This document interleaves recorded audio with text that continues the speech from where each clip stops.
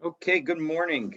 Today's daf is Yevamot daf Kuf Chet 108. We are at the Mishnah near the bottom of Kuf Zion, and let's get started. So first, let me share my screen, and yesterday we began the 13th chapter of Yevamot, which discusses the laws of miyun. Again, miyun. Actually, we're going to talk about exactly to whom miyun applies in our first Mishnah. So let's just get straight to it. Miyun just means the refusal. It's a form of divorce, but it's a divorce that's limited to a specific case. We had 5 debates in our first Mishnah yesterday of the parak. Regarding the scope of miyun, when it might apply, meaning how it would be done. Most of those debates relate to how it would be done or the specific circumstances of the people involved, what nature of marriage it will apply to, and before whom it needs to be done. But now we're going to talk about what exactly is it, meaning who is it that gets to do miyun. So Ezahi, then again, we're at the Mishnah bottom of Kuf Zayin Amud Bet. Ezahi, who is it that is a minor that actually requires miyun? It's anybody who is married off by her mother or her brothers with her consent. Okay, so the point is what is this distinguishing from? So first of all, it distinguishes from being married off by her father. If she's married off by her father, then that is considered something that the Torah itself allows a father to do. And so that would be a totally valid marriage. And the only way to end that marriage is with a formal get. However, when it comes to this marriage that is done by her mother or brothers, which is not specifically detailed in the Torah, so then, and therefore only rabbinically permitted, and of course it was permitted mostly in order to protect her, because of course we're talking about times of extreme poverty, when one would be concerned about whether or not the remaining brothers and mother would be able to support her. So they wanted to make sure that they found somebody to take care of her. Okay, so in any event, the point is if she's married off her brothers, but it requires her consent. But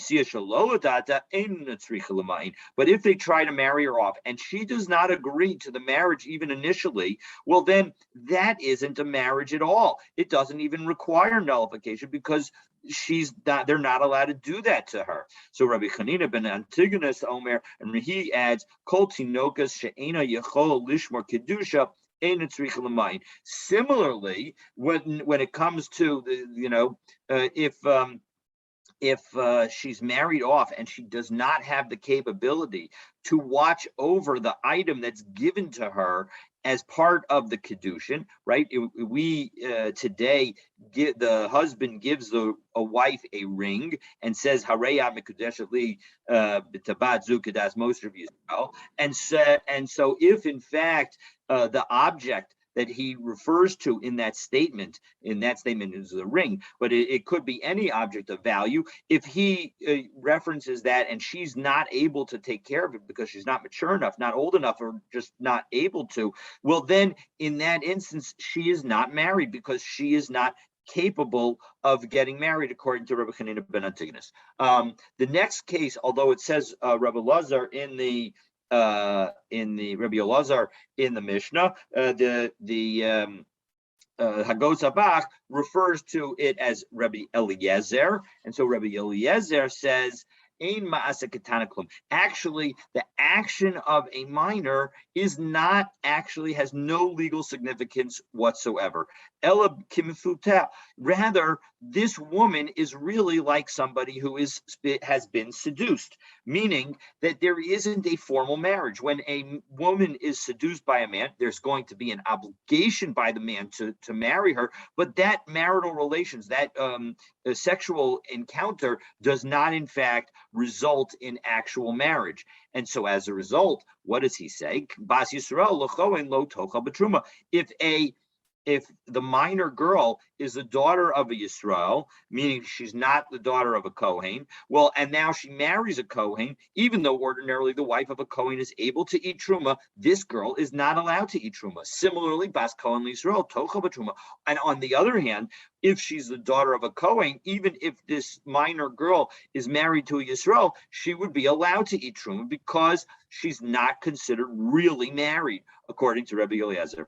Rabbi Eliezer ben Yaakov Omer, he adds, Kol akava shehi mina ish ki'ilu hi ishto, Kol akava she'ena mina ish ki'ilu eno ishto. When it comes to something that is a restraint, some limitation that is caused by the man, so then she's like his wife. And when the restraint is not caused by the man, she's not like his wife. Now, what does that mean? Excellent question, and we will get to it at the end of today's daf. At the end of this daf, at the end of Kuf Zayin Amud Bet. I'm sorry, at the end of Kuf Chet Amud Aleph. Excuse me. So we'll get to it at the end of the first half of today's class. So now let's take a look at the Gemara. So Amar of Yehuda, v'Amri Lav Masli Satana. We said some people say it was not Rav Yehuda, but rather it was taught in a brisa. But Rishonah Hayu Kosvin get Mayun. That originally, when they would write up the document that reflected the fact that the woman had done miyun, that the little girl had done miyun, what would they say? They would say Lo Ra'enabe. Lo tzavina be, lo v'leis anabaya hisnasva batlei.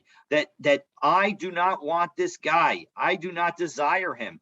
I do not wish to be married to him. But so they wrote all that out, and then so it was from her perspective. But then Kavan Dechazet the Nafesh Dibura, since they saw that it was a longer document, Amrei, they said, as we turn to Kufchet Amud Aleph. Maybe people will think that this document is a formal get, and people will think that this is the language that one should use with a formal get.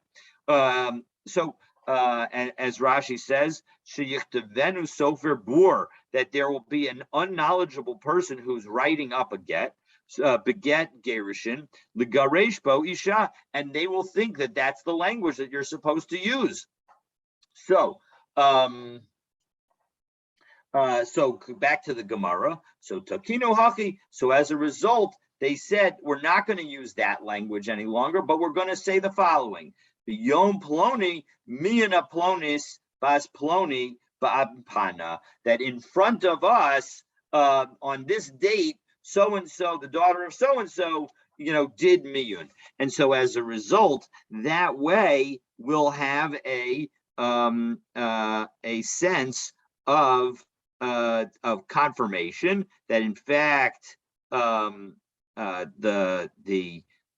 miyun had taken place, and we won't, because it's a very short document, we won't have the same concern, and it won't specifically refer to the refusal and the not wanting one another. So because it won't have all that content, so as a result, people won't confuse that with a get.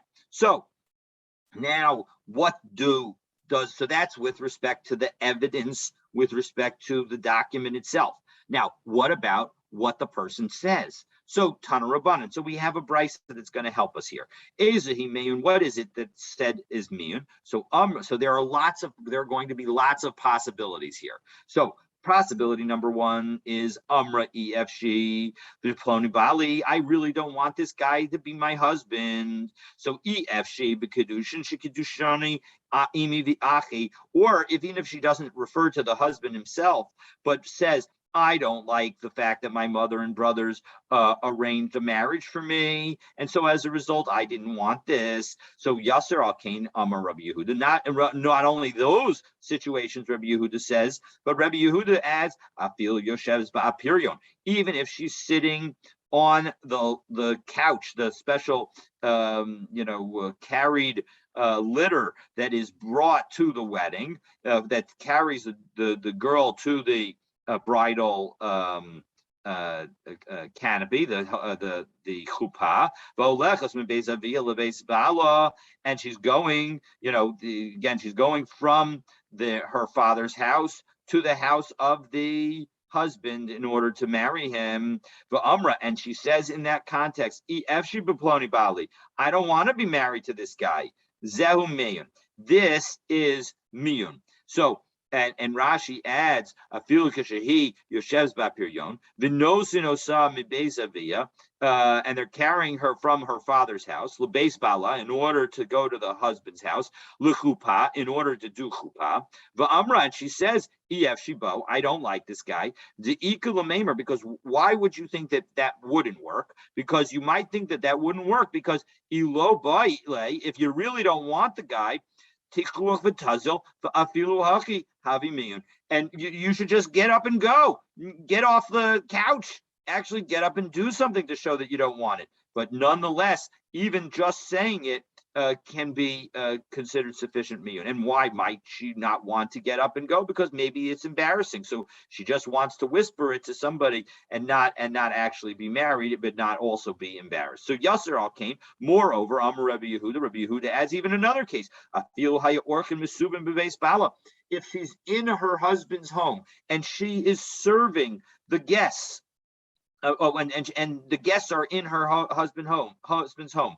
He omed zumashgalan, and she's giving them drinks. But amralahem, and she says to them, "Efshi beploni bali, I don't want to be married to this guy, my husband. Harei meyun, that is constitutes miyun." So here Rashi adds, "Afil orcham deleka based in vesu dahani mishtak shtaki velo kamode." Right, so. The point is that we're talking about where there's no based in, and she's, and she's not, and she's quiet about it. She's not, and so as a result, that's a situation where even there, she's trying to hint essentially that she's feeling captured. So harehu miyun, that's also constitutes miyun. Yasser Kain Amar Rabbi Yehuda. Again, here they take out the words Yossi bar Rabbi Yehuda, so that's all Rabbi Yehuda who's making these statements. Afilu shigra bala eitzel chenveni. If the husband sends her to the store, lahavi lo chayfetz mishalo, in order to bring him something, but Amra Amra, and she says to the shopkeeper, efshi beploni bali, I really don't want to be married to this guy.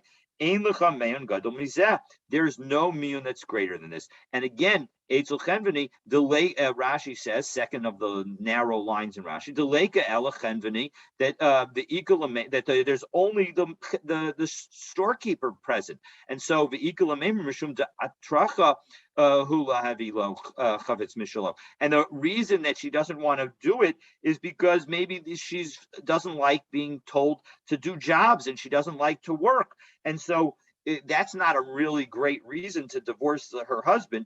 And yet we say that even so, there is a divorce that exists here. So we've seen that there are several different ways that miyun can take place. So now that we've gone through these different cases of miyun, so now the Gemara is going to tell us who the halacha is like with respect to one of the items in our Mishnah.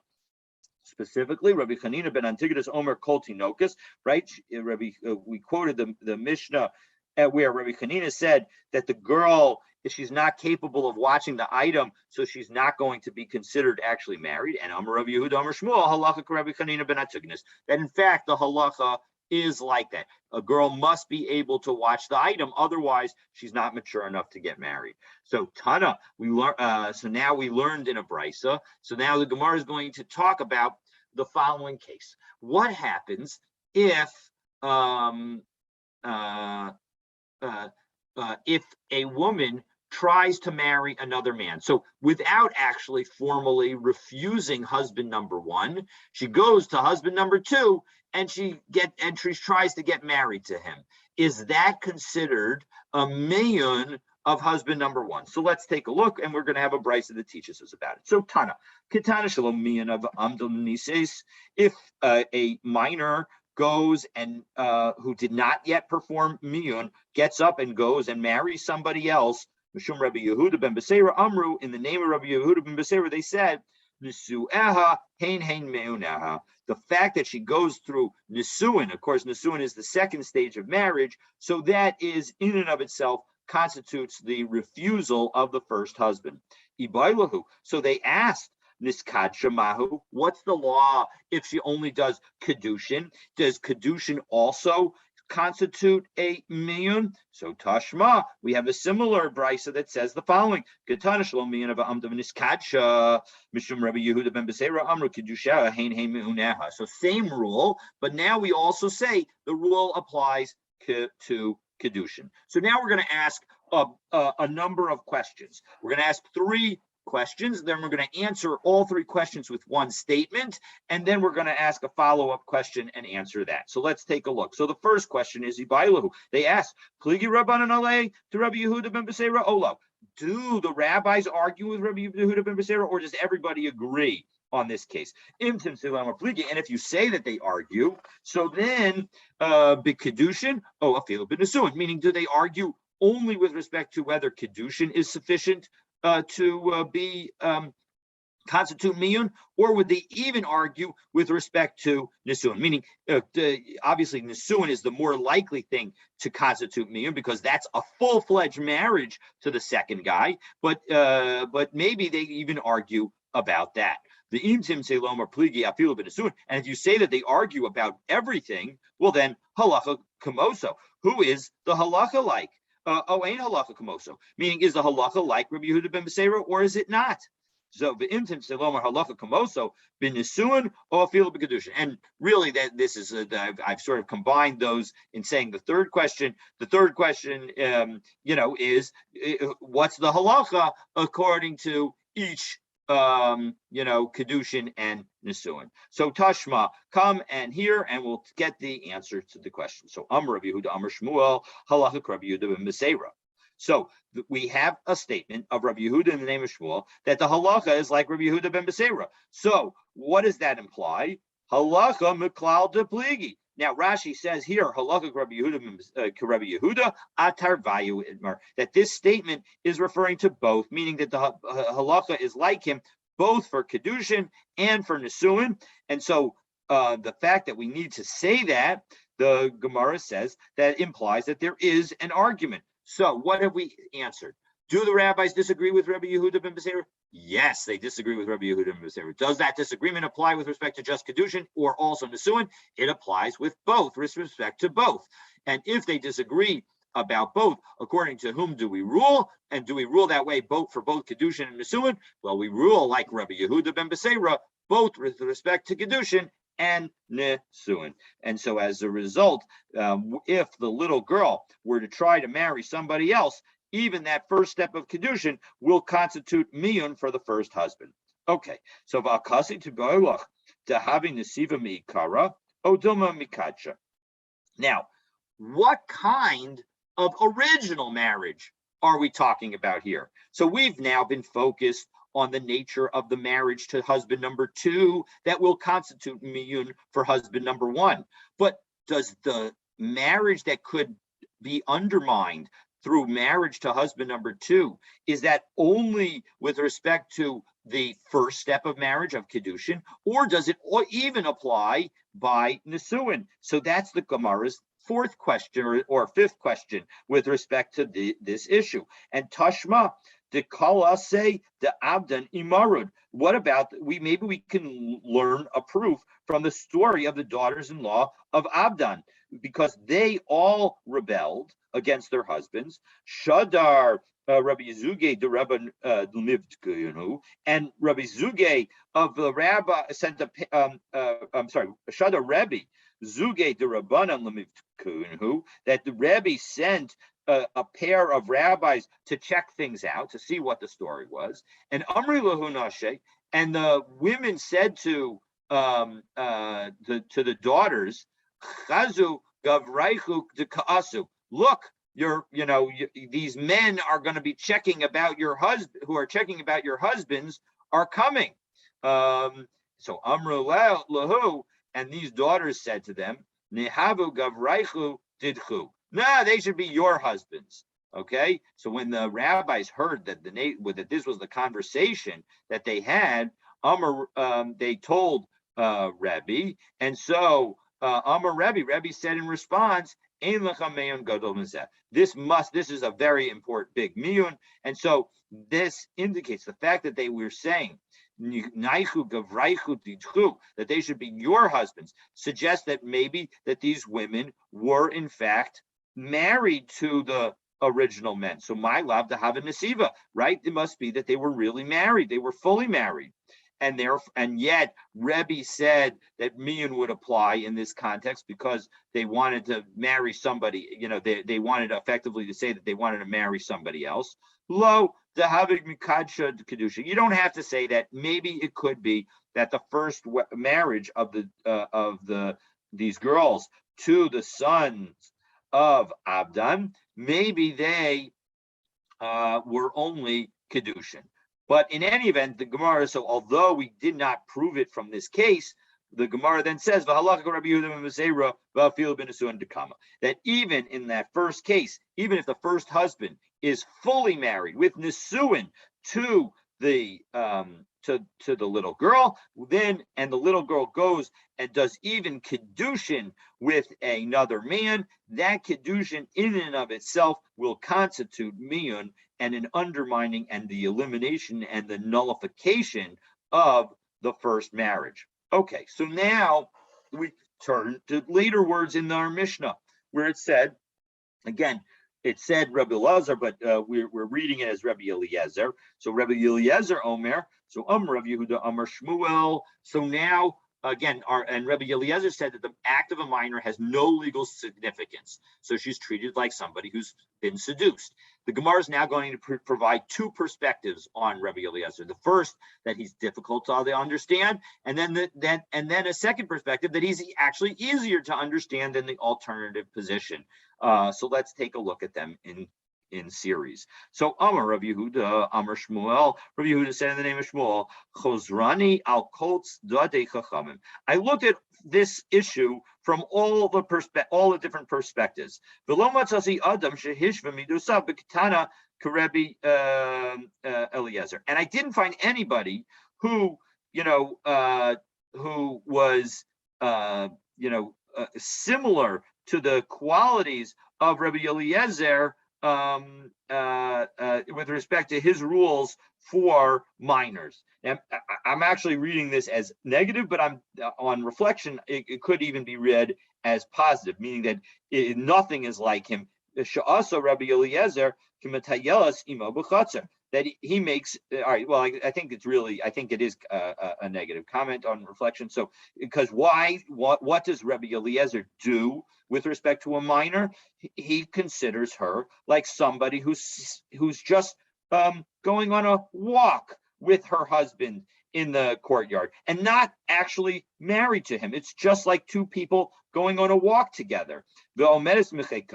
And yet she gets up from being with him, namely after marital relations, v'toveles, and she goes to do tefillah, because after one has marital relations, there is a sense of tum'ah that exists for the couple, and here she is going to be tovel v'ocheles b'truma la'erev, and then that night after she becomes purified, because the purity happens when nightfall happens, she will then be able to go back to her father's house and go and eat truma. That seems ridiculous, meaning that seems very inconsistent, because here, on the one hand, she's having marital relations as if she were married, and on the other hand, she's acting as if she's a daughter still of a Kohen, which is like she's not married. So that seems inconsistent, and that's why nobody else seems to be saying like Rabbi Eliezer. Okay, so that's the negative comment. But now we're going to have Rebbe say actually a positive comment. So Tanya, Rabbi Eliezer Omer. So now we're going to have a brisa that teaches the two different viewpoints, and then and then Rebbe within that brisa will share his perspective. So Rebbe Eliezer Omer Ein Mazik Tanaklum. Again, as we had in our Mishnah, this brisa says that the actions of a minor do not have any legal effect. Ve'ein bala zakai lo mitziasa. And so as a result, because her actions have no legal effect, so her husband is not entitled to anything she finds, and is not entitled to any of the things that she makes with her hands, meaning any of her earnings. And he doesn't have the right to annul her vows. And he does not inherit her. And if he's a Kohen, then he does not actually become tamei to her if she were, God forbid, to die and he were to become a widower. He would not actually go to the funeral because she's a minor and not really fully married to her. She's not like his wife in any aspect, except that she requires miyun, meaning that if she wants to leave him, she needs to do miyun. Rabbi Yeshua disagrees totally. He gets her what she finds and what she earns. And he has the right to annul her vows. And he inherits her. And in fact, if he's a Kohen, he does become tummy to him.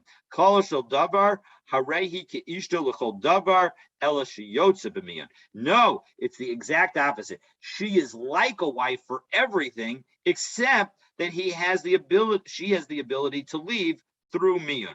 So Amar Rebbe says, Nirin Divrei Rebbe Eliezer Divrei Rebbe Yoshua. The Rebbe Eliezer seems more logical to Rebbe than Rebbe Yoshua. Why? Rebbe Eliezer Hishva Midosa Beketana Rebbe Yoshua Chilik. Because Rebbe Eliezer is consistent in his rulings, in the fact that whereas Rebbe Yeshua makes a distinction. And of course, this could be, notwithstanding the fact that Rabbi Yehuda, in the name of Shmuel, seems to be saying that it's there's something seems to be wrong in what Rabbi Eliezer is saying. They use the same language of Hishra Midosav B'Katana. So there is some kind of consistency between these two statements. But in any event, the point is that Rabbi Eliezer is consistent because the point is that she's not like his wife, and therefore she does not require a get, and rather miyun is sufficient. Whereas Rabbi Yoshua seems to make a distinction because in every respect she's like his wife, except that she does not actually require a get. Miyun could be sufficient. So my chilik, what is this distinction that Rabbi Yoshua made? Get exactly what I just said. That if she's in fact his wife for everything, well then she should require a get. Well, if that's true, Rabbi Eliezer Nami, then according to Rabbi Eliezer Nami, according to Rabbi Eliezer, also we should say Ilavish Tohi Miyunami Lotiboy. Meaning, if you're going to say that Rabbi Yoshua is inconsistent because he's requiring a get, we should say that Rabbi Eliezer is inconsistent because he's requiring miyun. Meaning, why should he require anything? So the Gemara answers, no. That is, of course, you're going to require something. Ela b'chdi tepuk, meaning ela b'chdi tepuk, meaning that should we allow her to leave without anything? So of course not. So in fact, it makes sense that Rebbe would say that Rebbe Eliezer makes more sense because Rebbe Eliezer basically says she's not like a wife, except that because they're sleeping together, something needs to be done. Whereas Rabbi Yoshua says she's like a wife, and yet he still doesn't require a get. Okay, so that got us through all of the different statements in our Mishnah, except for the last one, which we need to explain. So Rabbi Eliezer ben Yaakov said that when the restraint is due to the man, so she's like a wife. But when the restraint is not due to the man, so then she's not like his wife. So what are we talking about? So we're going to offer two different possibilities in this regard. And so the possibility number one, Hechidami, Akava Shehi Mina Ish What is it that we're again? So now we'll pose the question explicitly. What is it that is a case of a restraint due to the man, and what is it that is a case of a restraint that's not due to the man? So Rabbi Yehuda Amar Shmuel Tiva'u Alina say. So now imagine the little girl. She's married to husband number one, and suitor number two comes by and says the following: "Will you marry me?" And she says, "Va'amra machmas ploni bali." I can't marry you because I am already married. Zohi akva shehi mina ish. That is a restraint that's due to the man, and in that situation, she will need to do miyun in order to undermine her marriage. So, if on the other hand, if she says, "Machmas b'nei adam she'ena mehuganin li," nah, you're not an appropriate guy. Meaning, she says it in a third person perspective, but she's saying, these suitors are not appropriate for me. Well, then Zohi akva she'ena mina ish. Well, then that shows that she has no regard whatsoever for the husband number one. And so, just as we said that marrying somebody else would undermine and constitute miyun for husband number one, according to this understanding of what Rabbi Eliezer ben Yaakov is saying, so Shmuel, Rabbi Yehuda, in the name of Shmuel, would say that this too would, on some level, constitute some aspect of miyun, of zohi akva she'ena mina ish. So this is a restraint that's not due to the husband, meaning she's saying that she's acting as if she isn't really married in the first place. And so according to Rabbi Eliezer ben Yaakov, she doesn't even need to actually formally marry somebody else. She just needs to acknowledge the fact that she's not formally restricted. And if she acknowledges the fact that she's not limited in who she can marry, well, then that in and of itself will constitute miyun. So Abaye bar Oven, Rav Chanina bar Oven de Amri Tarbayu. Now, second possibility is Nasan la get. What happens if he gave her a get? So Zohi akva shehi mina ish. If he gives her a get, if husband number one gives her a get, that is considered a restraint due to the man, meaning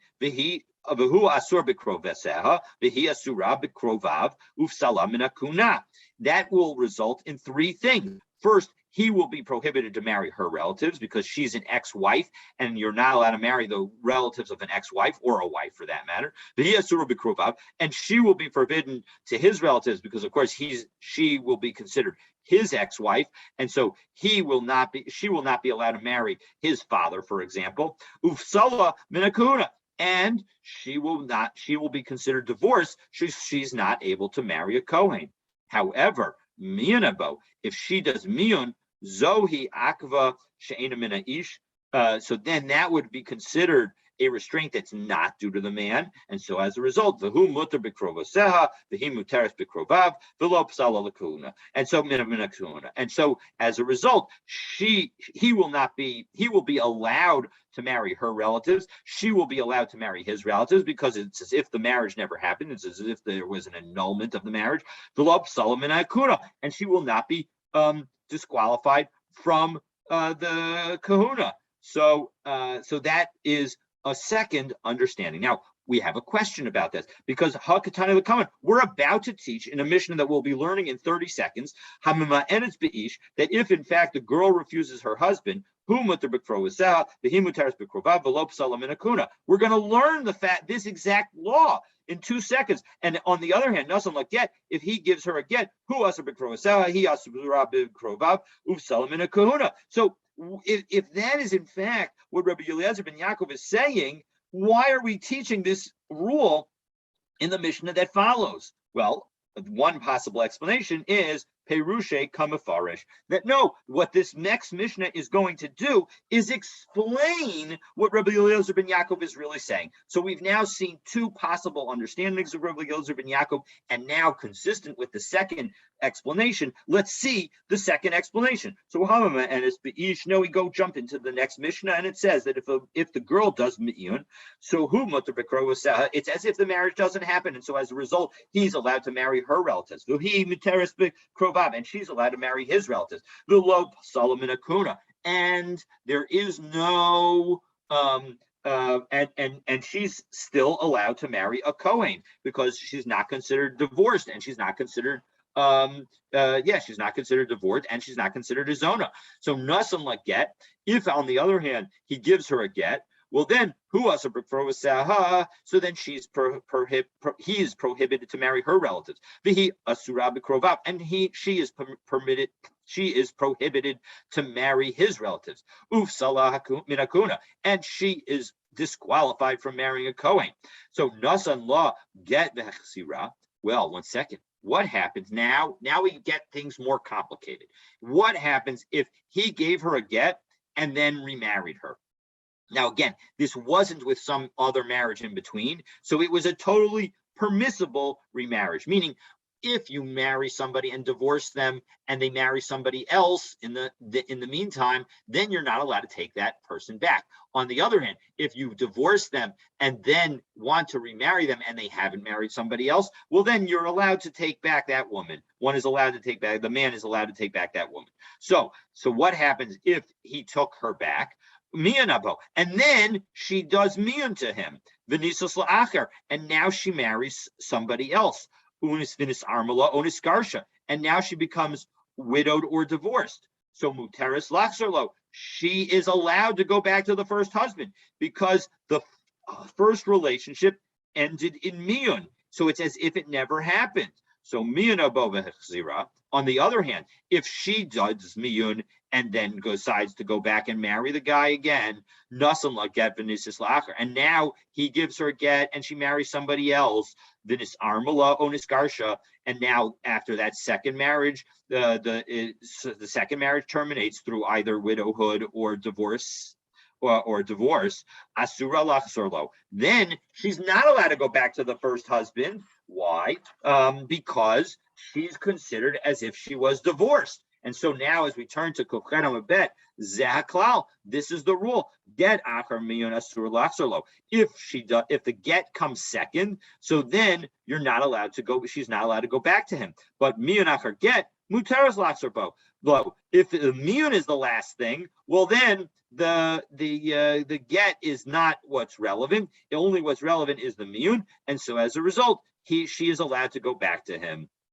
So, by the way, the implication of this we'll see in the Gemara is what did we say? We said that it's only where the second husband nisarmala o niskarsha, widowed or is divorced, implying that if miyun happened, maybe she would be allowed to go back to the first husband, even if there was a get involved. So let's take a look and we'll see. Now, what happens if we have the following situation?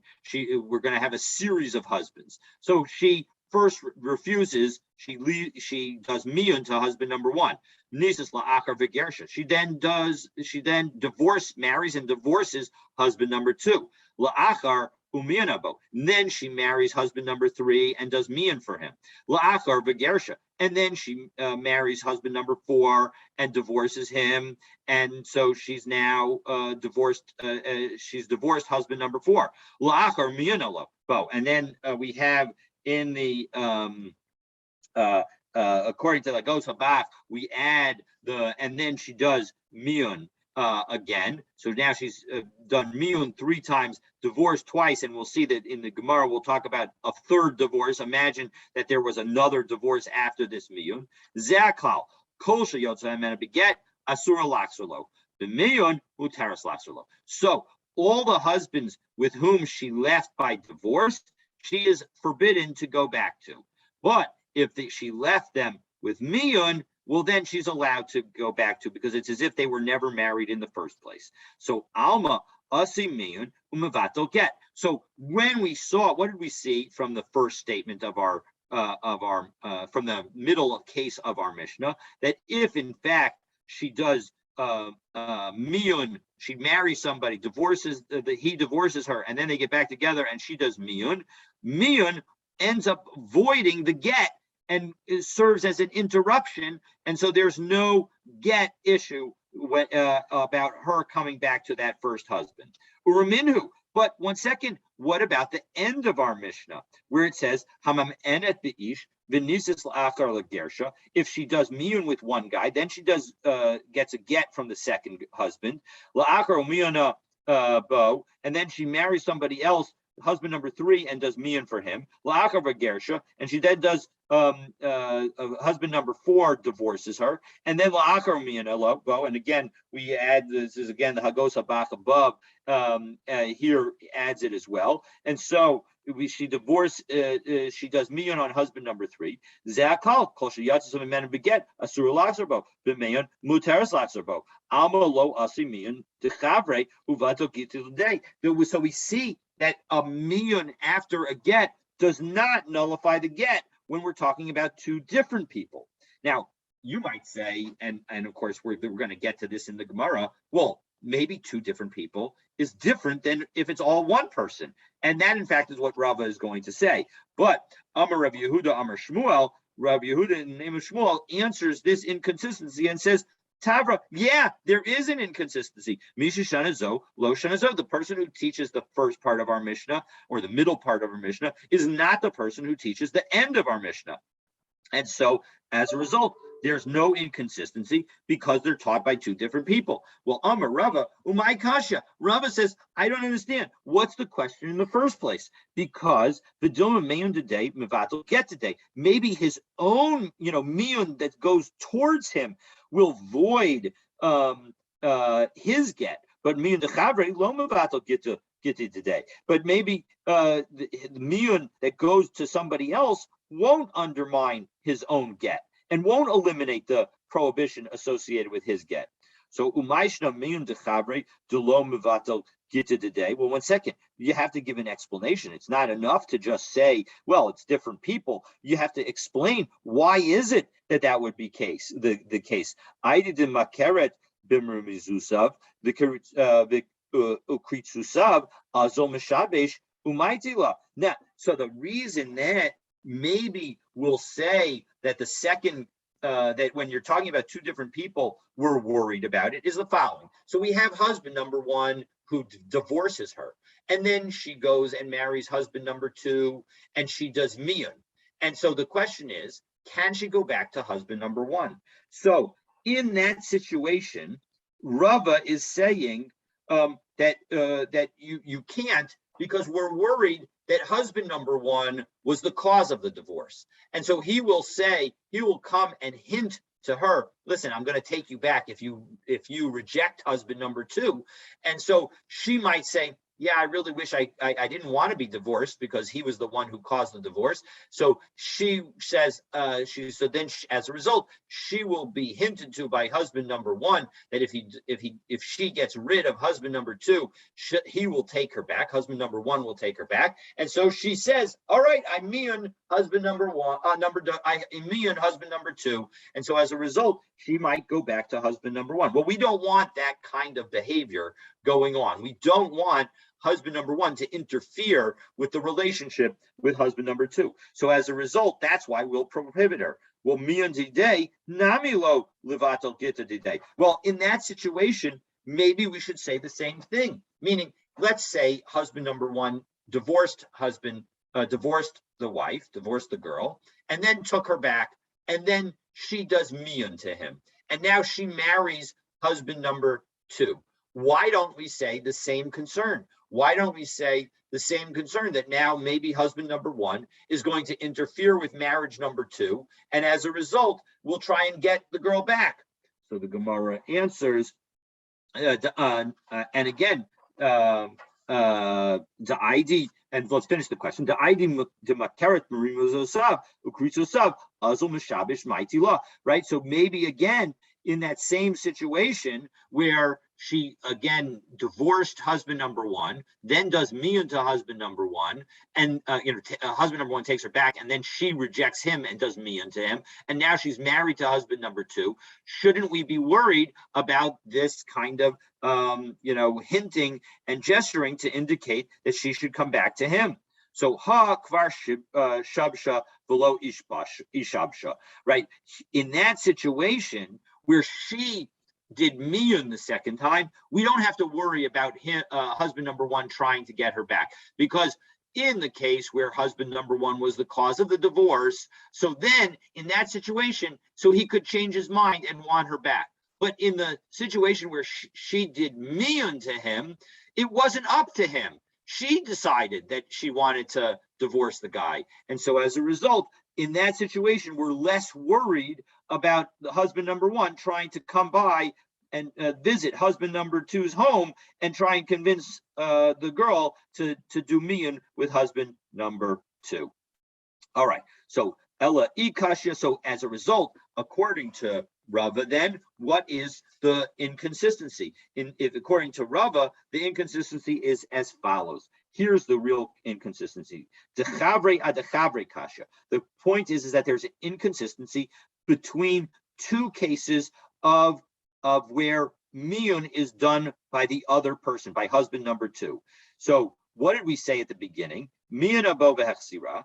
Nasan lages v'nisas lacher. In the earlier ruling, we said if she refuses her first husband and then they get married again, and he gives her a get, and now she goes the nisas lacher, and now she marries husband number two, v'nis armala onis garsha, and now he either dies and so she's widowed, or he divorces her, so she becomes divorced. Well, then asura laxarlo, then she cannot go back to the first husband. Well, what's the implication? Time of Dinisar Malone Skarsha. The implication is because she was either widowed or divorced.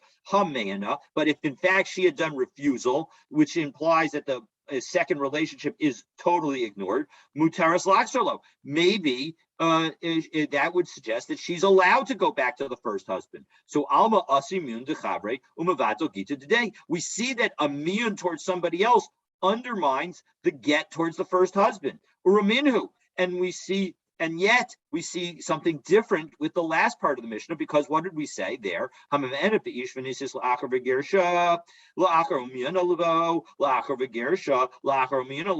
So we had this full series of miyun and divorce and miyun and divorce and miyun. And we said that the bottom line is that the woman cannot go back to anybody she was divorced from, but she can go back to b'miyun mutaris laxolo, but she can go back to the people to whom she did miyun to. So alma lo asimiyun dechavre umavato gita today, that we see that you can't have miyun undermine the get. So alma Rabbi Lazar Tavra misha shanazo lo shanazo. So in that regard, so Rabbi Lazar would say that in fact the one who said the first ruling is not the one who taught the second ruling. So we have two different Tanaim teaching in our Mishnah. But Ula says, no, it doesn't have to be that way. It could be something else. It could be that that something else is going on. That in fact, when you have three marriages and three divorces, so then and so again, the implication is that we'll just assume that there was also a sixth marriage, and so there were six husbands. The first, third, and fifth were miyun. The second, fourth, and sixth were divorced, and so in that situation, she's like an adult, and so as a result, we're going to treat her as if she was an adult, and therefore not allow her to go back to those husbands. So Montana. So if in fact we say that based on Rebbe Lazar, who said that the Tana of our Mishnah says at the end that the girl could not return to husband number one, who gave her a get after she did miyun with husband number two, who is that Tana? Who is the Tana that says that? Meaning who's the Tana that says that you can't, that the miyun does not undermine the original get? Amar Rav Yehuda Amar Rav, my diksiv. So we're going to now cite a story, and through that we will find that the answer is that it's Rabbi Akiva and Rabbi Yehuda ben Beseira. So let's hear the story. When it says the pasuk is in Eicha, it says Mimenu bechesef shasinu, that we drank from our we drank water from the water that we drank, we the memenu, our water, b'chesef shasinu, we drank it through money, meaning by paying money. Atzenu b'mechir yavo, and the wood that we used to burn, b'mechir, we had to pay for. We had to pay the price for it. That's how it came to us. So we're going to see that they had to pay to learn Torah, and that is the implication of this verse. So what's the story?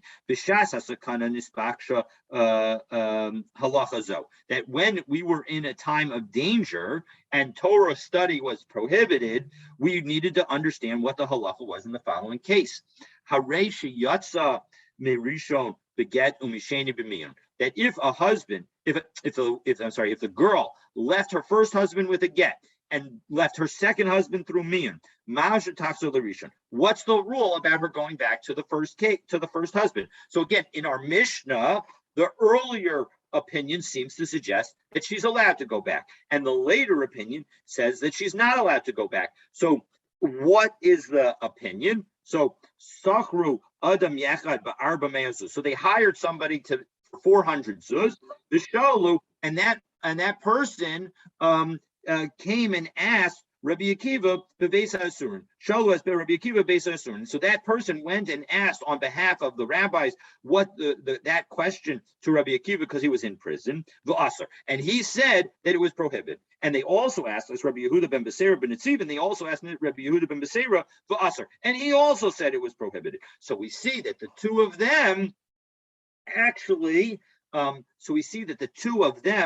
actually hold that it's prohibited. So based on Rabbi Lazar's explanation that our Mishnah is actually two different opinions, so we can see that latter opinion that says that a get followed by miyun prevents the girl from going back to the first husband who had divorced her. That is the opinion of both Rabbi Akiva and Rabbi Yehuda ben Beseira.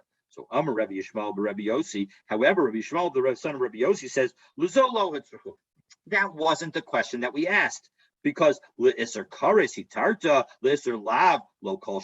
because after all, miyun can undermine a prohibition with a married woman, and so certainly it can undermine the prohibition of returning to a husband who has divorced you. So as a result, according to Rabbi Shmuel, the son of Rabbi Yossi, that is more consistent with Ula's answer, that in fact, that all of this is consistent with the idea that miyun after a get, that miyun with husband number two, even though husband number one gave her a get, would allow the girl to go back to husband number one, because it's as if they never were divorced in the first place. So it's as if nobody was married to her in the meantime.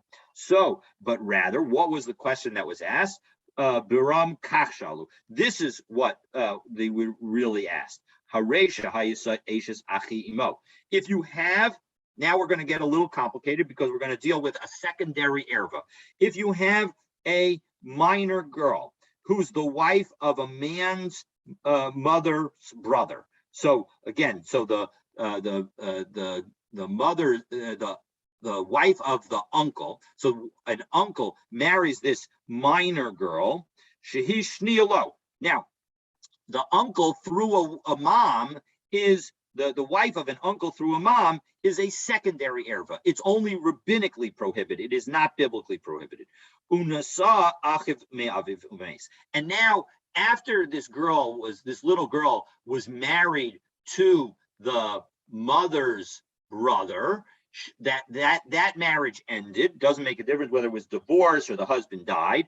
But now the little girl goes and marries this man's half brother from his father. So now she marries his half brother from the father, and now the brother dies. So as a result, now this little girl is now subject to yibum with the man, with our original guy. So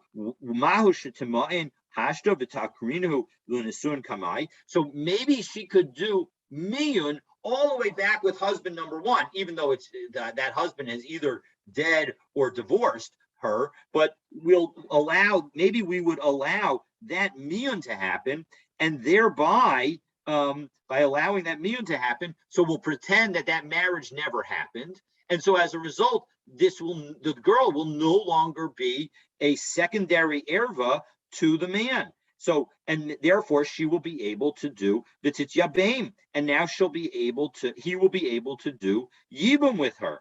So the question is, yesh li miyun la'achar misa b'makom mitzvah olo, right? Do we allow miyun after the death in order to allow the mitzvah to be fulfilled, or do we not?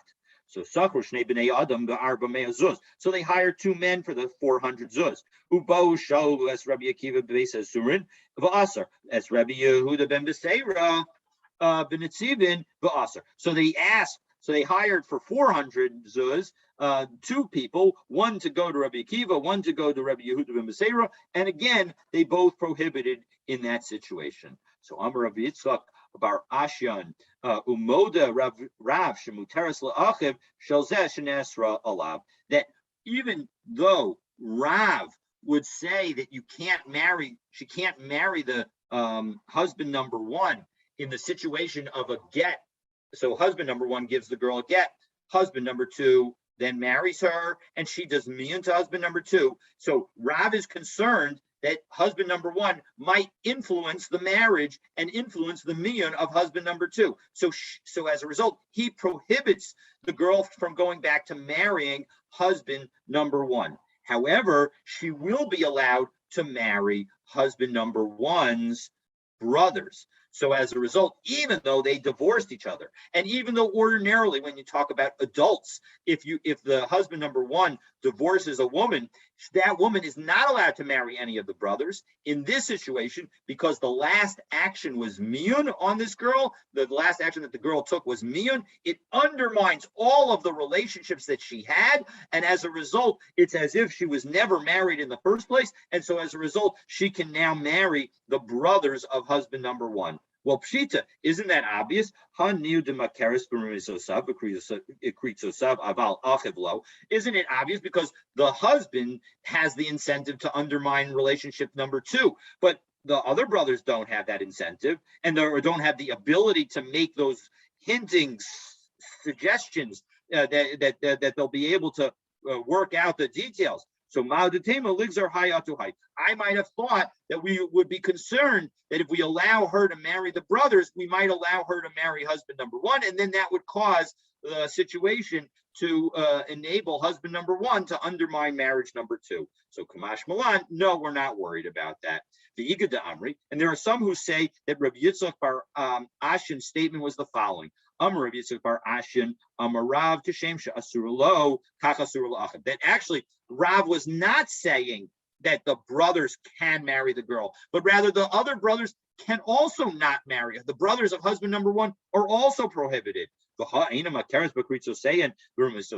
one second, why should they be covered by this gzeira? After all, their actions are not familiar to her, and so she won't be tempted to go and do miyun with husband number 2 in order to go back to them. They don't have that kind of relationship. Well, gzeira achiv atuhu. No. Well, the reason that they would do that is because they would have a gzeira that we don't want to allow her to go back even to the brothers, because maybe we'll come to allow her to go back to husband number 1, and if we allow that, well, then husband number 1 will have an incentive to try and undermine the relationship with husband number 2. And so since we don't want that, we're not going to let her go back either to husband number 1 or to the brothers. And so that brings us to the next. Next Mishnah. And tomorrow we're going to discuss the interesting underlying question with respect to the nature of Yibum. Is Yibum applicable simply based on the status of the husband and wife at the time of the husband's death? If he has no children and they are married when he dies, well, then Yibum is possible. Alternatively, maybe Yibum is something deeper. Maybe Yibum comes into existence at the moment of marriage, that when the couple marries, that theoretical possibility of his death without children comes into effect. And so as a result, If they were to get divorced in the interim, and as a result, she becomes prohibited to the other brothers, then if they were to get back together, maybe we'll say in that situation, there's no longer a possibility of Yibum. So which view do we have? Well, I'm sure you'll not be surprised to hear that it's a machlokas, and so stay tuned tomorrow as we attempt to address this question. Have a wonderful day.